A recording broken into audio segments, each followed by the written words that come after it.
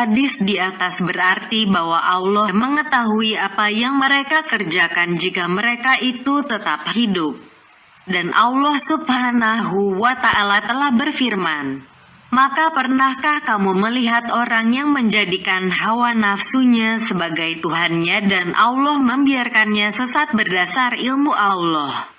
Al-Zaksiyah 23. Ibnu Abbas mengatakan, Allah telah mengetahui apa yang akan dilakukannya kelak sebelum Allah menciptakannya. Selain itu ia juga mengatakan, dia benar-benar mengetahuinya berdasarkan ilmu yang dimilikinya. Sedang Sa'id bin Jubair dan Muqatil mengatakan, dia mengetahui hal itu berdasarkan ilmunya mengenai hal itu.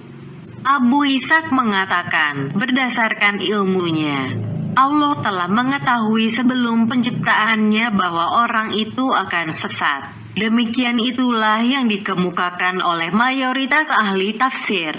Salabi mengatakan, dia mengetahui kesesatan itu berdasarkan ilmunya atas apa yang terjadi kelak. Sekelompok orang yang di antara mereka terdapat Al-Mahdawi mengemukakan dua pendapat. Salah satunya, Al-Mahdawi mengatakan, maka Allah menyesatkannya berdasarkan ilmunya bahwa ia tidak berhak mendapat petunjuk. Hal itu berarti bahwa Allah benar-benar telah mengetahui bahwa ia termasuk orang-orang yang sesat dan tidak berhak mendapatkan petunjuk. Karena jika Allah berikan petunjuk kepadanya, berarti Allah telah menempatkan petunjuk pada tempat yang tidak sebenarnya dan memberikannya kepada orang yang tidak berhak menerimanya. Sesungguhnya Allah Maha Bijaksana. Allah senantiasa menempatkan segala sesuatu pada tempatnya. Dengan maknanya di atas, ayat tersebut menegaskan kebenaran takdir dan hikmah, yang karenanya Allah menetapkan kesesatan bagi orang itu. Disebutkan kata ilmu karena Allah Subhanahu wa Ta'ala adalah penyingkap hakikat berbagai persoalan, peletak segala sesuatu pada tempatnya, dan pemberi kebaikan kepada mereka yang berhak. Semuanya itu tidak akan terwujud tanpa adanya ilmu. Dengan demikian, Allah Azza wa Jalla menyesatkan orang tersebut karena Allah mengetahui keadaan yang dialaminya sejalan dengan kesesatannya itu dan bahkan menuntut serta mengajaknya kepada kesesatan. Allah sendiri telah sering mensinyalir hal itu sembari memberitahukan bahwa Allah selalu menyesatkan orang-orang kafir. Sebagaimana yang difirmankannya, barang siapa yang Allah menghendaki akan memberikan petunjuk kepadanya, niscaya Allah melapangkan dadanya untuk memeluk agama Islam. Dan barang siapa yang dikehendaki Allah kesesatannya, niscaya Allah menjadikan dadanya sesak lagi sempit seolah-olah ia sedang mendaki ke langit. Begitulah Allah menimpakan siksa kepada orang-orang yang tidak beriman. Al-An'am 125. Dia juga berfirman, dengan perumpamaan itu banyak orang yang disesatkan Allah dan dengan perumpamaan itu pula banyak orang yang diberinya petunjuk. Dan tidak ada yang disesatkan Allah kecuali orang-orang yang fasik, yaitu orang-orang yang melanggar perjanjian Allah sesudah perjanjian itu teguh dan memutuskan apa yang diperintahkan Allah kepada mereka untuk menghubungkannya dan membuat kerusakan di muka bumi. Mereka itulah orang-orang yang rugi. Al-Baqarah 26-27. Demikian juga dengan firman-Nya, dan Allah tidak memberikan petunjuk kepada kaum yang zalim. Al-Imran 86. Dan Allah tidak memberikan petunjuk kepada kaum yang fasik. Al-Maidah 108. Juga firman-Nya, sesungguhnya Allah tidak memberikan petunjuk kepada orang yang dusta lagi sangat ingkar.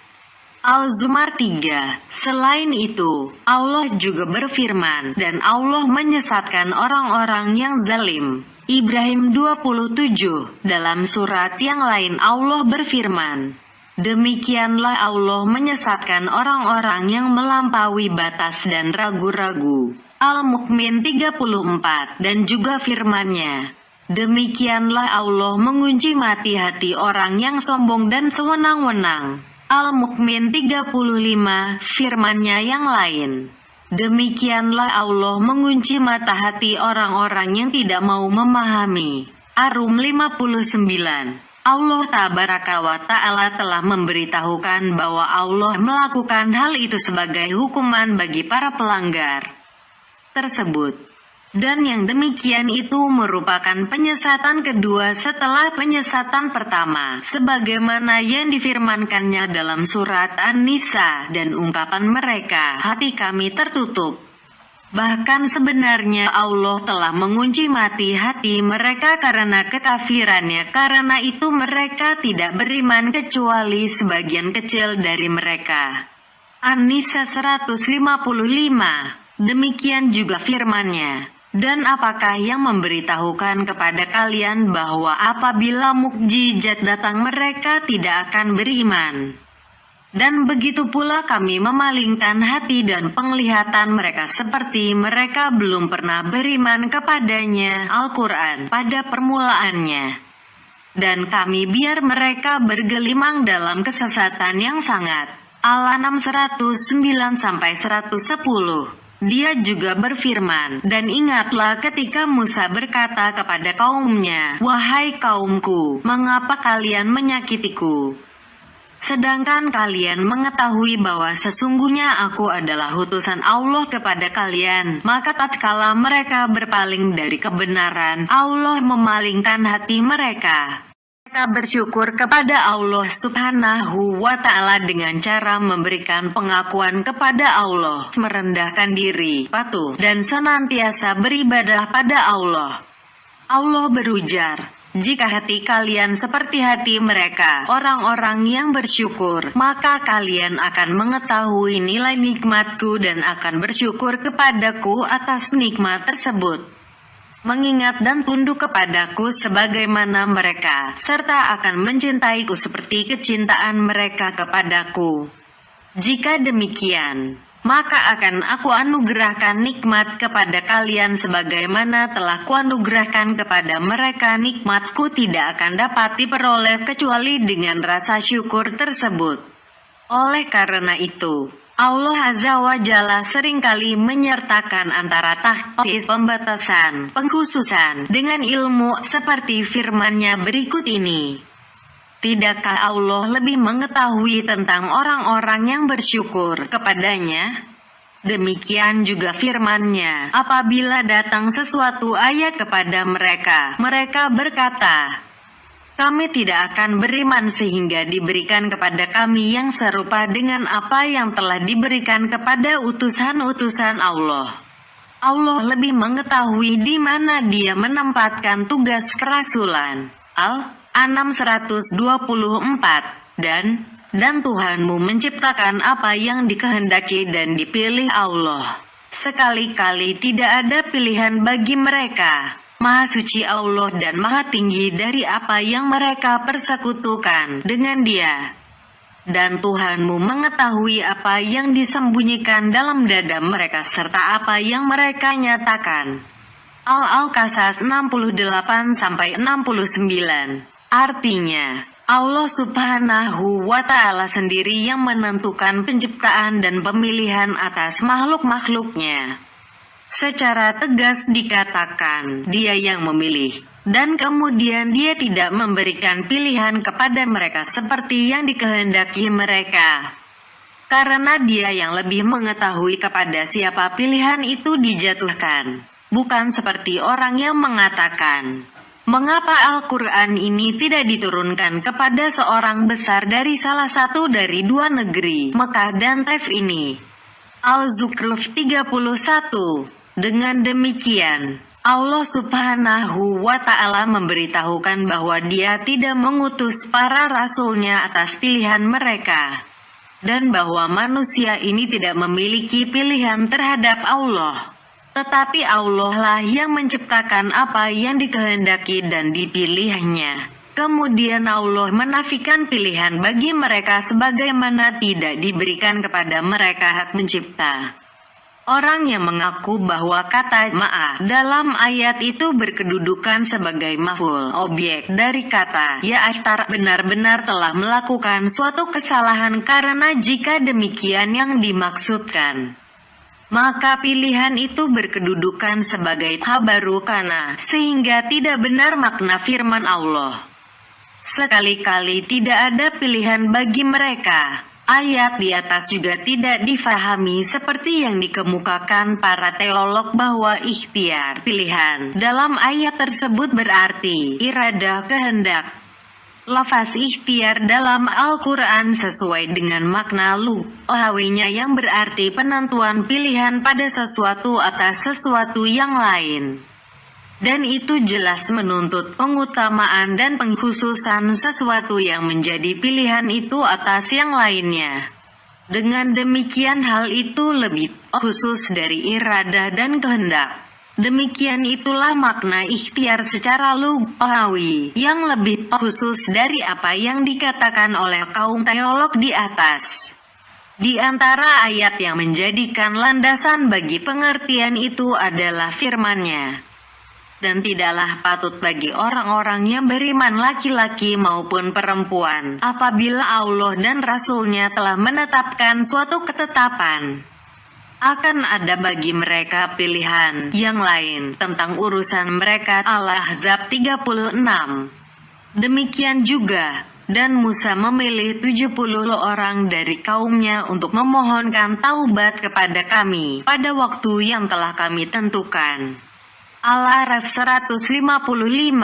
Dengan demikian itu, terjawab sudah pertanyaan yang diajukan oleh kelompok Qadariyah adalah faham yang mengakui tidak adanya takdir, di mana mereka mempertanyakan, apakah kekufuran dan kemaksiatan itu terjadi karena pilihan Allah atau bukan?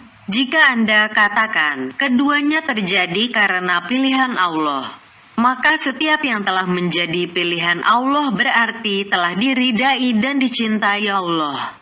Dan jika Anda katakan bahwa hal itu bukan merupakan pilihan Allah, berarti bukan merupakan kehendak dan pilihan Allah. Jawaban telak dapat dikemukakan apakah yang Anda maksudkan dengan ikhtiar itu yang bersifat umum dalam istilah kaum teologis, yaitu kehendak, iradah, ataukah yang bersifat khusus yang terdapat dalam Al-Quran, Al-Hadis dan ungkapan bangsa Arab.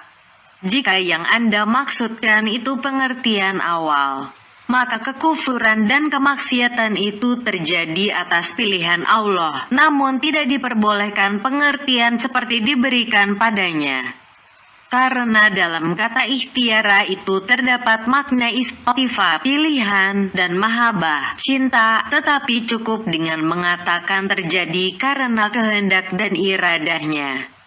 Dan jika yang Anda maksudkan dengan ikhtiar itu seperti yang terdapat dalam Al-Quran dan yang populer, maka kekufuran dan kemaksiatan itu terjadi bukan karena pilihan Allah, meski terjadi karena merupakan kehendak Allah. Jika ditanyakan, maka kalian menyatakan bahwa kekufuran dan kemaksiatan itu terjadi karena iradahnya atau kalian tidak menyatakannya? Untuk pertanyaan seperti itu dapat dikatakan, di dalam Al-Quran, kata iradah itu terdapat dua macam. Pertama, kehendak kauniyah, ayat atau tanda yang wujud di sekeliling yang diciptakan oleh Allah, yang mencakup seluruh makhluk Allah sebagaimana yang difirmankan Allah, Maha Kuasa membuat apa yang dikehendakinya. Al-Buruj 16. Juga firman-Nya, dan jika kami hendak membinasakan suatu negeri. Al-Isra 16. Sekiranya Allah hendak menyesatkan kalian. Hud 34. Dan kedua adalah iradah diniyah amriyah, yang tidak mengharuskan terwujudnya kehendak tersebut, yang tidak harus terrealisir. Seperti misalnya apa yang difirmankannya, Allah menghendaki kemudahan bagi kalian. Al-Baqarah 185. Dan firman-Nya, dan Allah hendak menerima menghendaki taubat kalian. An-Nisa 27. Demikian juga jika ditanyakan, Apakah kekufuran dan kemaksiatan itu terjadi dengan izin Allah atau tidak? Maka dapat dikatakan bahwa izin itu terdapat dua macam juga. Pertama, izin yang bersifat kauni dapat dikatakan ilham. Proses berpikir eksperimen. Ilmu ini bisa didapat oleh siapa saja, tidak peduli kafir atau mukmin, karena tidak ada hubungannya dengan surga ataupun neraka. Seperti misalnya firman-Nya, dan mereka, ahli sihir, itu tidak memberi mudarat dengan sihirnya kepada seorang pun kecuali dengan izin Allah. Al-Baqarah 102. Kedua, yang bersifat dini amri, agama yang diperintahkan, seperti misalnya firman-Nya, apakah Allah telah memberikan izin kepada kalian tentang ini? Demikian juga firman-Nya, telah diizinkan berperang bagi orang-orang yang diperangi, karena sesungguhnya mereka telah dizalimi. Al-Hajj 39. Kata ikhtiar berasal dari kata khair, kebaikan, yang berarti lawan, dan syar, kejahatan. Pada kesempatan yang lain, Allah Subhanahu wa Ta'ala mendasarkan pilihannya berdasarkan pada pengetahuan, yaitu pada momen-momen khusus. Sebagaimana firman-Nya, dan sesungguhnya kami pilih mereka dengan pengetahuan kami atas sekalian alam ini. Al-Dukhan 32. Tidak ada perbedaan pendapat di kalangan banyak orang bahwa hal itu berarti Allah Azza wa Jalla mengetahui bahwa mereka itu benar-benar orang-orang yang berhak dipilih. Dengan pengertian lain, Allah berfirman, kami memilih mereka dengan pengetahuan penuh terhadap mereka dan kondisi mereka serta hal-hal yang menentukan terpilihnya mereka sebelum penciptaan mereka. Allah Subhanahu wa Ta'ala menyebutkan pilihan Allah atas mereka dan hikmah yang terkandung dalam pilihan yang dijatuhkan Allah pada mereka itu, serta menyebutkan pengetahuan Allah yang menunjukkan pada tempat-tempat hikmah dan pilihan Allah. Di antara hal itu adalah firman-Nya, dan sesungguhnya kami telah anugerahkan kepada Ibrahim petunjuk kebenaran sebelum Musa dan Harun. Dan adalah kami mengetahui keadaannya. Al-Anbiya 51. Mengenai ayat di atas terdapat beberapa pendapat, tetapi yang paling tepat adalah pendapat yang menyatakan bahwa hal itu terjadi sebelum diturunkannya Taurat kepada Nabi Musa dan Nabi Harunas. Karena Allah telah berfirman, dan sungguhnya kami telah berikan kepada Musa dan Harun kitab Taurat dan penerangan serta pengajaran bagi orang-orang yang bertakwa. Al-Anbiya 48. Firman-Nya setelah itu, dan Al-Quran ini adalah suatu kitab peringatan yang mempunyai berkah yang telah kami turunkan. Maka mengapakah kalian mengingkarinya? Al-Anbiya 50. Dan melanjutnya Allah berfirman, dan sesungguhnya kami telah anugerahkan kepada Ibrahim petunjuk kebenaran sebelum Musa dan Harun. Dan adalah kami mengetahui keadaannya. Al-Anbiya 51. Allah Tabaraka wa Ta'ala menyebut ketiga Nabi Ibrahim, Musa, dan Muhammad itu sebagai imam para rasul dan makhluk yang paling mulia di sisi Allah. Ada yang mengatakan kalimat min qabli berarti pada waktu Ibrahim masih kecil dan belum menginjak usia balik. Namun menurut susunan kata tersebut tidak diperoleh sinyalir yang menunjukkan pengertian ke arah itu. Ada juga yang mengatakan bahwa kalimat min qabli itu berarti sudah berada dalam pengetahuan kami, Allah, sebelumnya. Namun demikian, dalam ayat itu tidak terdapat pengertian yang menunjuk ke arah itu. Dan petunjuk itu tidak khusus untuk Ibrahim semata, tetapi diperuntukkan bagi seluruh orang yang beriman. Sedangkan yang dimaksud dengan firman-Nya, dan adalah kami mengetahui keadaannya. Al-Bagawi mengatakan bahwa Ibrahim itu berhak mendapatkan petunjuk dan menyandang kenabian. Al-Faraj mengatakan, Allah Azza wa Jalla mengetahui bahwa Ibrahim itu layak diberikan petunjuk kebenaran. Penulis buku Al-Kasyaf mengemukakan bahwa dia telah mengetahui darinya suatu keadaan yang sangat menarik dan rahasia yang menakjubkan serta sifat-sifat yang diridai Allah. Yang demikian itu sama seperti ungkapan Anda, "Aku mengetahui benar tentang si Fulan." Maka ungkapan Anda itu mencakup pengenalan dan pengetahuan mengenai kebaikan dan keburukan sifat-sifat si Fulan tersebut. Hal itu menyerupai firman Allah Tabaraka wa Ta'ala. Allah lebih mengetahui di mana Allah menempatkan tugas kerasulan. Al-An'am 124 firman-Nya. Dan sesungguhnya kami pilih mereka dengan pengetahuan kami. Al-Dukhan 32. Padanya ayat itu adalah firman-Nya. Sesungguhnya Allah telah memilih Adam, Nuh, keluarga Ibrahim dan keluarga Imran melebihi segala umat pada masa mereka masing-masing, sebagai satu keturunan yang sebagiannya keturunan dari yang lain. Dan Allah Maha mendengar lagi Maha mengetahui. Imran 33-34. Dan ayat dekat dengan firman-Nya di atas adalah, "Dan telah kami tundukkan untuk Sulaiman angin yang sangat kencang tiupannya yang berhembus dengan perintahnya ke negeri yang kami telah memberkatinya. Dan adalah kami Maha mengetahui segala sesuatu." Al-Anbiya 81. Sebagaimana Allah Subhanahu wa Ta'ala Maha mengetahui lagi Maha bijaksana dalam penetapan pilihannya terhadap makhluknya dan penyesatan yang dilakukannya terhadap orang-orang yang sesat, maka Dia juga Maha mengetahui lagi Maha bijaksana dalam perintah dan syariatnya, karena di dalamnya terdapat sasaran terpuji dan tujuan yang sangat mulia. Dia berfirman, "Diwajibkan atas kalian berperang, padahal berperang itu adalah suatu yang kalian benci. Boleh jadi kalian membenci sesuatu, padahal ia amat baik bagi kalian.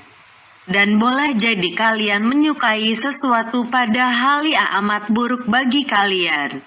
Allah mengetahui, sedang kalian tidak mengetahui." Al-Baqarah 216. Allah Subhanahu wa Ta'ala menjelaskan bahwa apa yang diperintahkannya itu mengandung berbagai kemaslahatan dan manfaat bagi mereka. Suatu hal yang menjadi landasannya dalam menentukan perintah itu.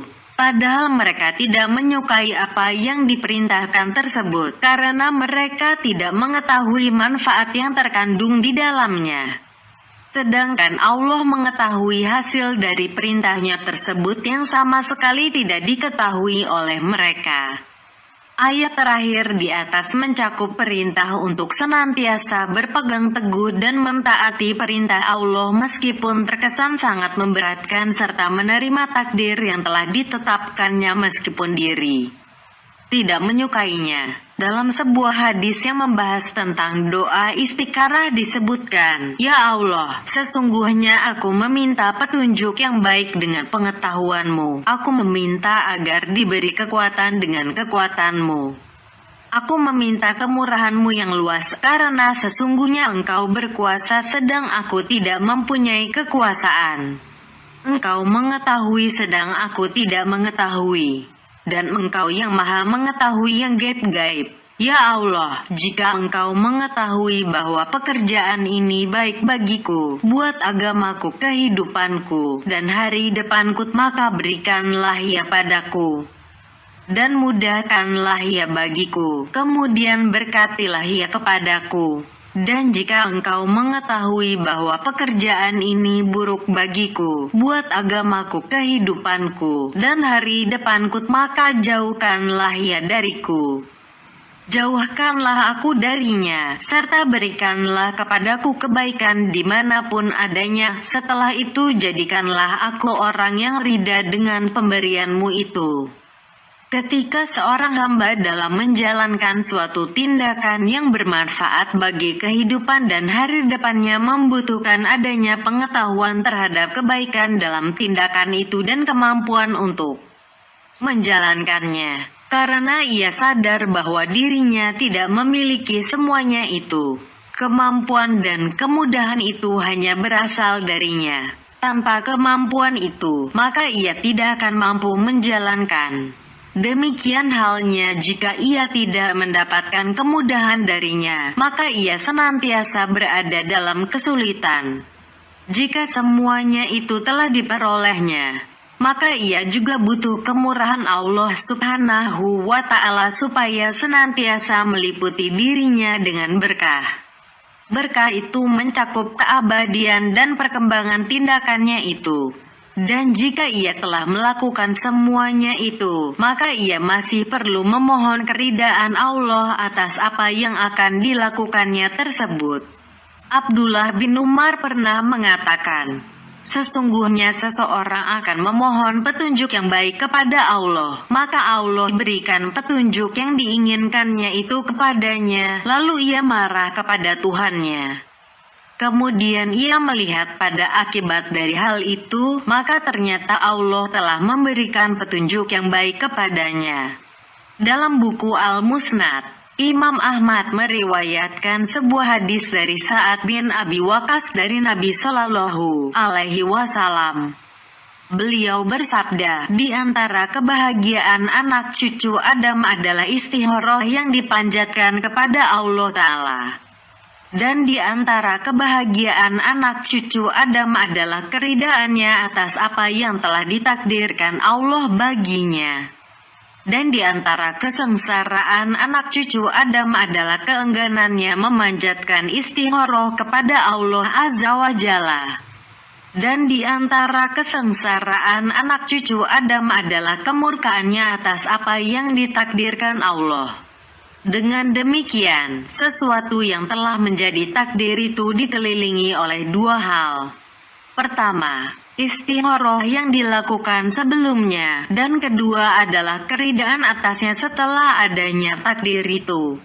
Di antara taufik Allah Azza wa Jalla serta kesejahteraan yang diberikan kepada hambanya adalah perintah supaya ia memohon petunjuk yang baik sebelum menjalankan sesuatu dan meridai apa yang dihasilkan setelahnya. Dan penghinaan yang diberikannya kepada hambanya adalah jika ia beristikharah sebelum menjalankan sesuatu dan tidak ridha setelah melihat hasilnya. Umar bin Khattab radhiyallahu anhu pernah berkata, aku tidak peduli apakah aku mendapatkan sesuatu yang aku sukai atau benci, karena aku tidak mengetahui kebaikan berada pada apa yang aku sukai atau aku benci. Sedangkan Al-Hasan mengatakan, janganlah kalian membenci malapetaka dan musibah yang menimpa. Karena mungkin suatu hal yang engkau benci itu membawa keselamatan bagimu.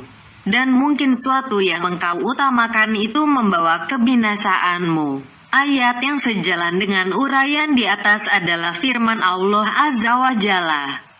Sesungguhnya Allah akan membuktikan kepada Rasul-Nya tentang kebenaran mimpinya dengan sebenarnya, yaitu bahwa sesungguhnya kalian pasti akan memasuki Masjidil Haram insya Allah dalam keadaan aman, dengan mencukur rambut kepala dan mengguntingnya, sedang kalian tidak merasa takut.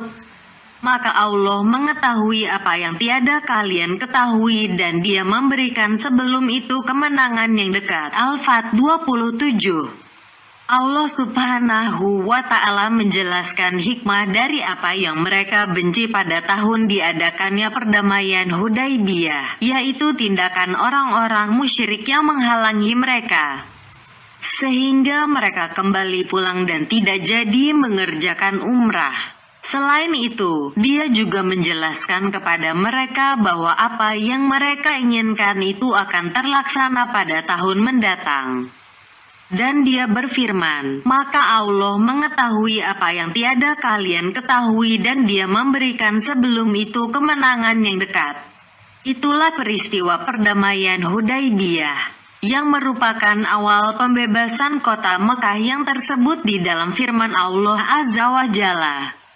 Sesungguhnya kami telah memberikan kepadamu kemenangan yang nyata. Al-Fat 1. Dengan perdamaian Hudaybiyah itu tercapai kemaslahatan agama dan dunia, kemenangan Islam, dan terlibasnya kekufuran. sesuatu yang tidak pernah mereka harapkan sebelumnya, yang setelah itu sebagian orang mengajak sebagian lainnya kepada kebaikan. Dan kaum muslimin tidak lagi segan berbicara dengan kalimat Islam tanpa rasa takut sedikit pun. Pada saat yang sama, kesewenangan dan permusuhan orang-orang musyrik semakin terlihat. Dan mereka pun semakin tahu bahwa Muhammad dan para sahabatnya itu yang lebih benar, sedangkan musuh-musuhnya tidak lain hanyalah menyimpan rasa permusuhan belaka. Sesungguhnya Baitul Haram tidak pernah terhalang dari orang-orang yang mengerjakan ibadah haji dan umrah dari sejak zaman Ibrahim.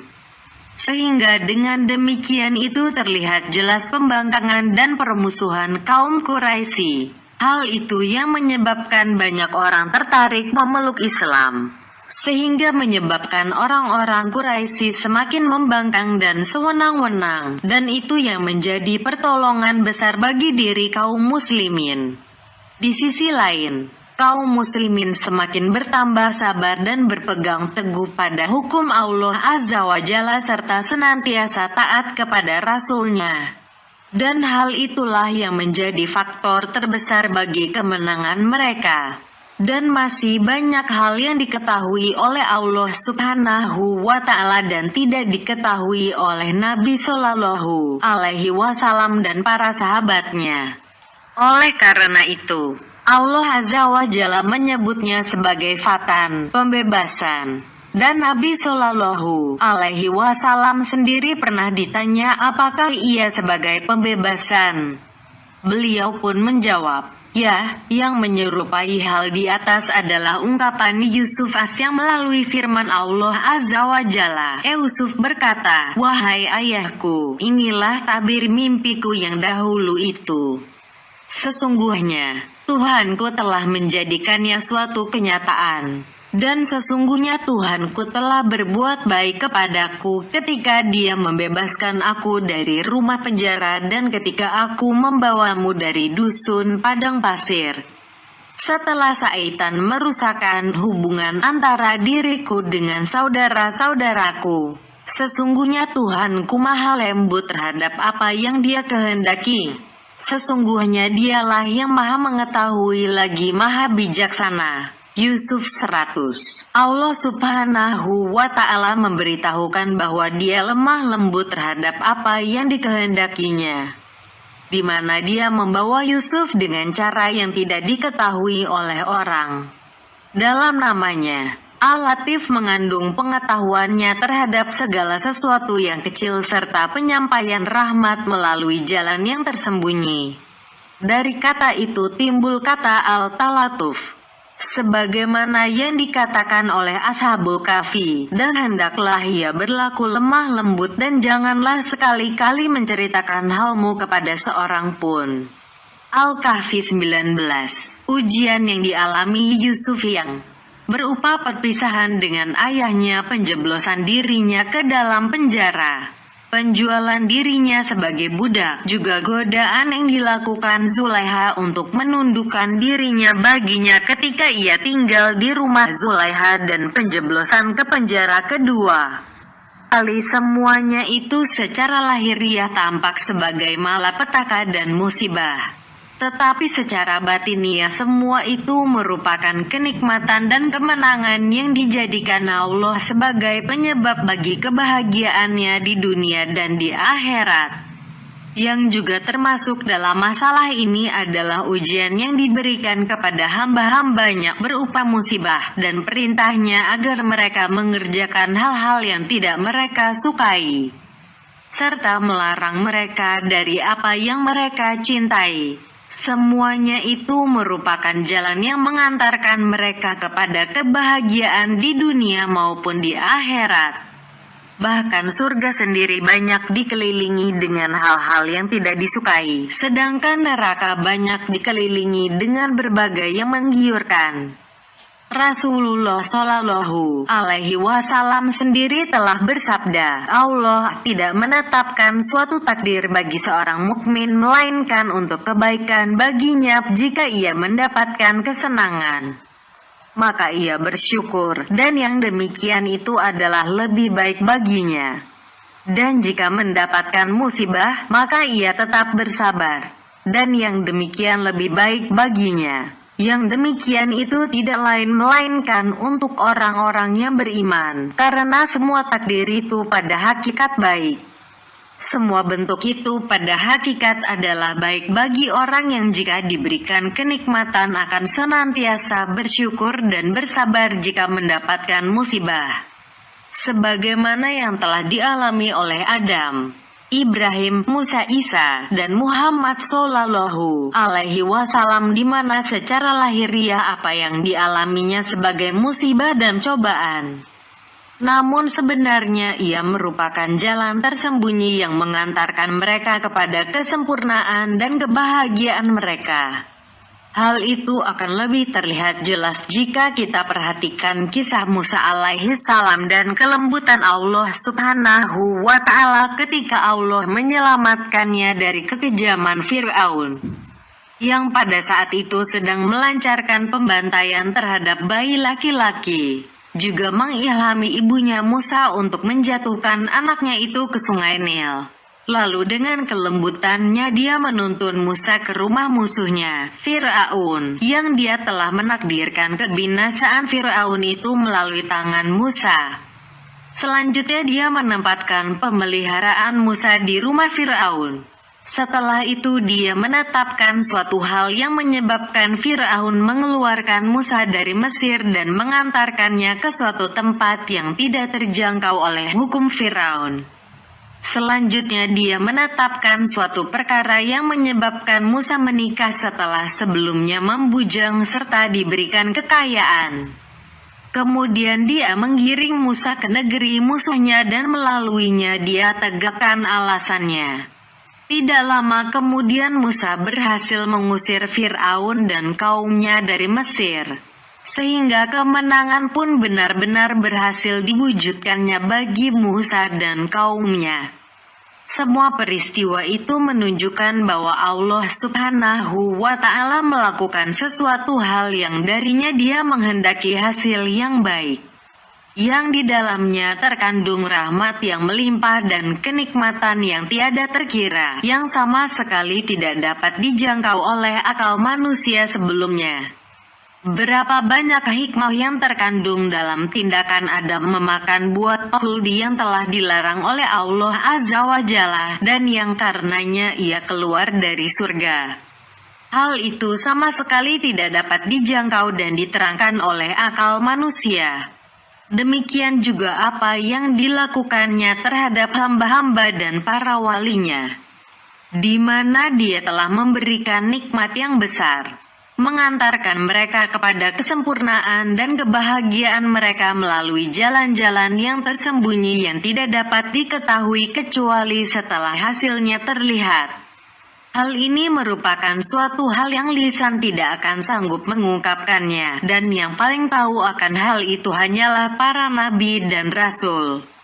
Dan dari para nabi dan rasul itu yang paling tahu adalah Nabi Muhammad Shallallahu Alaihi Wasallam.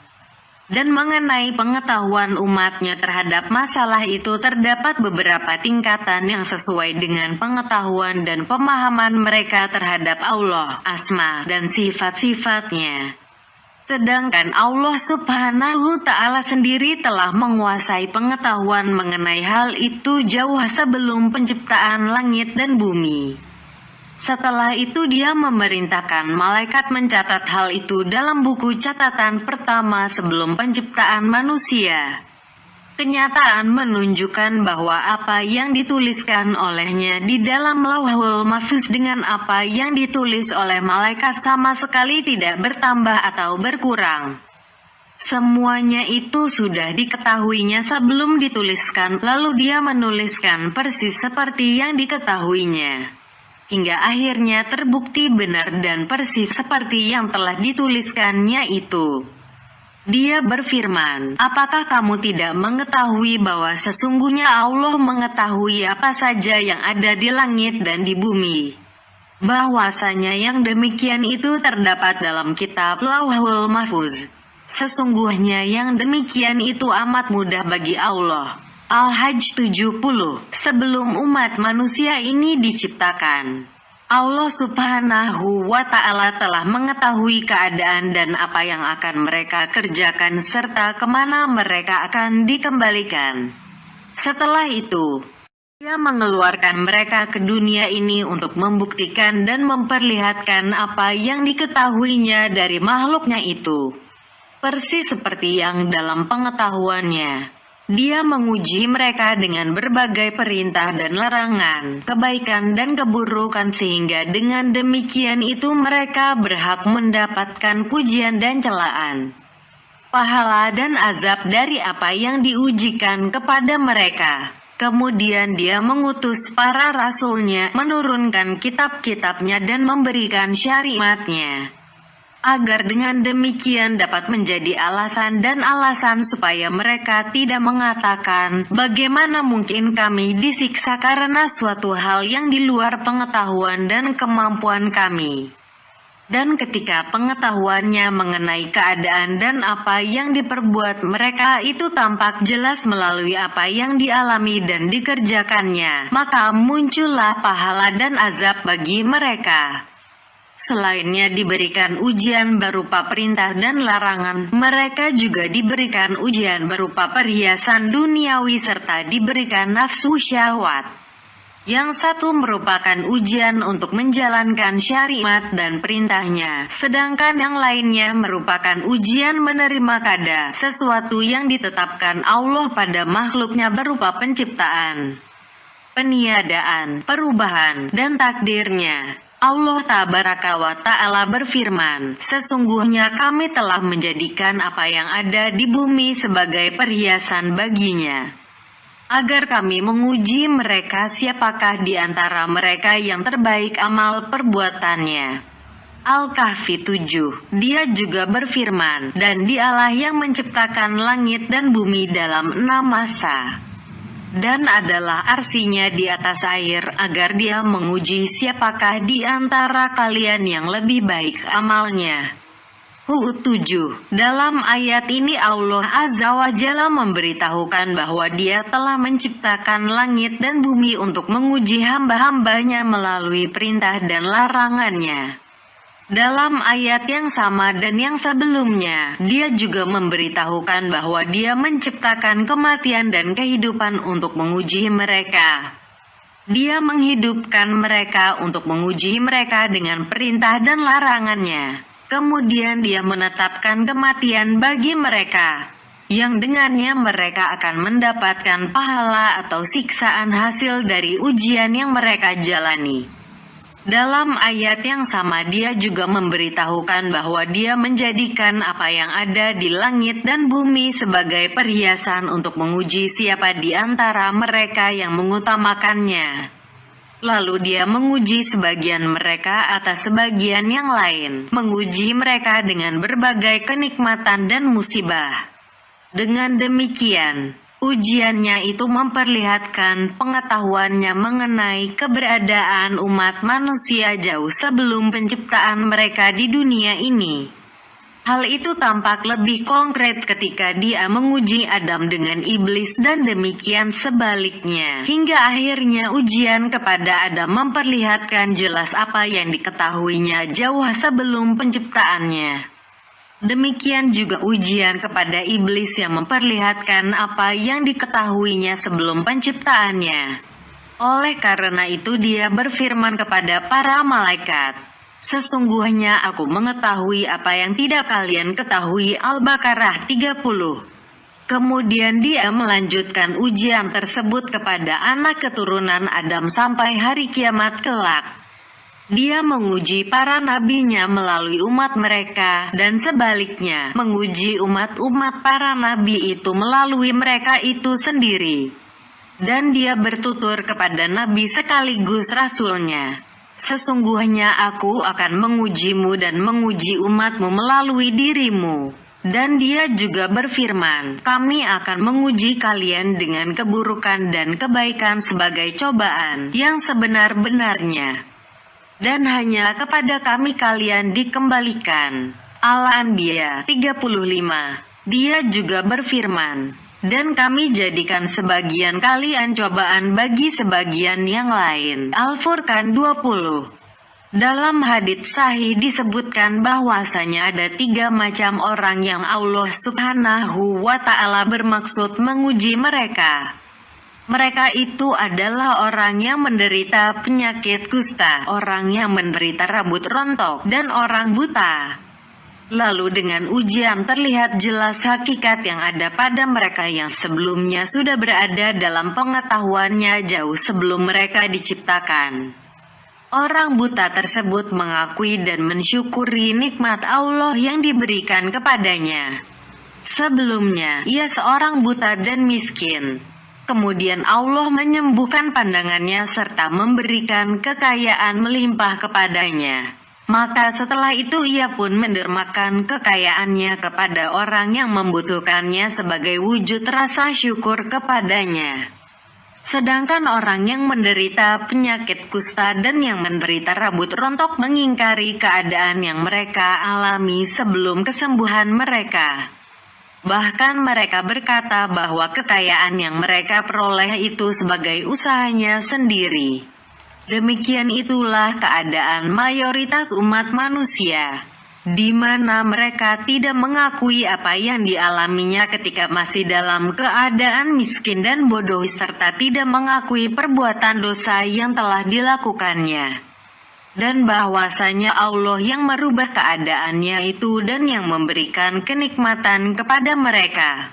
Oleh karena itu dia mengingatkan manusia akan awal mula penciptaan mereka dari air yang hina, lalu merubahnya dari suatu keadaan ke keadaan yang lain sehingga menjadi manusia yang normal, yang memiliki pendengaran, penglihatan, mulut dan akal. Tetapi setelah itu mereka lupa akan awal penciptaan mereka itu dan bagaimana keadaan mereka sebelum menjadi manusia. Selain mereka juga tidak mengakui akan nikmat Allah Tabaraka wa Ta'ala yang dilimpahkan kepada mereka, sebagaimana yang difirmankannya di dalam Al-Quran. Adakah setiap orang dari orang-orang kafir itu ingin masuk ke dalam surga yang penuh kenikmatan? Sekali-kali tidak. Sesungguhnya kami ciptakan mereka dari apa yang mereka ketahui, air mani. Al-Ma'arij 38-39. Jika Anda perhatikan hubungan antara kedua ayat tersebut di atas dengan ayat lainnya, maka Anda akan menemukan khazanah pengetahuan dan keilmuan yang sangat luar biasa, di mana Allah Subhanahu wa Ta'ala telah mengisyaratkan awal penciptaan manusia itu berasal dari air mani yang juga mereka ketahui. Lalu dia menginjak ke ayat yang berikutnya yang menunjukkan kepada wujud, keesaan, kesempurnaan, dan ketuhanannya. Setelah menciptakan mereka dan mewujudkan keberadaannya, Allah Subhanahu wa Ta'ala tidak akan meninggalkannya begitu saja dengan tidak mengutuskan Rasul serta tidak menurunkan kitab kepada mereka. Selanjutnya setelah mematikan mereka, Dia mampu menghidupkan kembali dan membangkitkan mereka di alam di mana mereka akan diberikan balasan atas amal perbuatan mereka. Lalu bagaimana mungkin orang-orang itu mengharapkan masuk surga sedang berdusta dan mendustakan rasul-rasulku, serta menuntut konsekuensi dari penciptaan mereka olehku? Padahal mereka tahu dari apa mereka itu aku ciptakan. Hal yang sejalan dengan hal itu adalah firman-Nya, kami telah menciptakan kalian, maka mengapa kalian tidak membenarkan? Al-Waqiah 57.